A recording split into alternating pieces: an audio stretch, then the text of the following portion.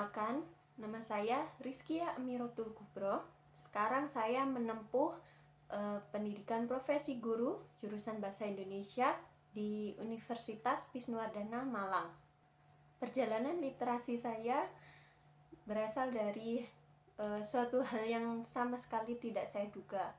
Nah, waktu itu saya di tahun 2019 itu saya menganggur cukup lama dan itu membuat saya sangat down. Entah mengapa saya iseng bermain Twitter yang sekarang disebut dengan aplikasi X.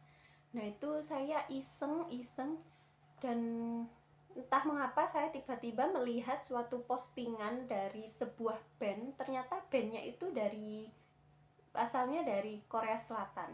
Saya telusuri, ternyata band itu bernama Day6.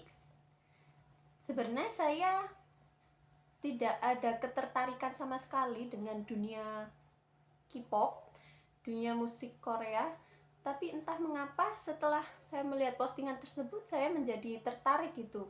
Nah, saya telusuri itu band Day6 itu seperti apa. Jadi saya telusuri lagu-lagunya, lalu member-membernya, dan akhirnya saya memutuskan untuk menjadi seorang K-popers.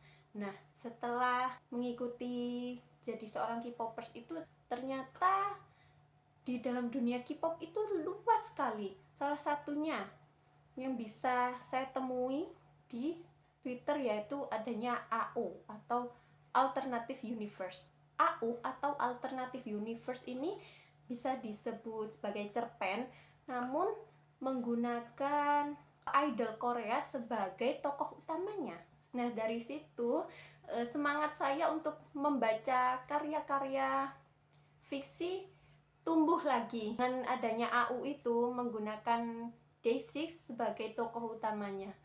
Jadi AU itu cukup menggugah minat saya dalam berliterasi. Dan ini merupakan jalan yang sama sekali tidak saya duga karena semangat saya untuk membaca bacaan-bacaan fiksi itu tumbuh karena saya mengenali Day6. Kalau sekarang saya kadang-kadang masih membaca AU di Twitter.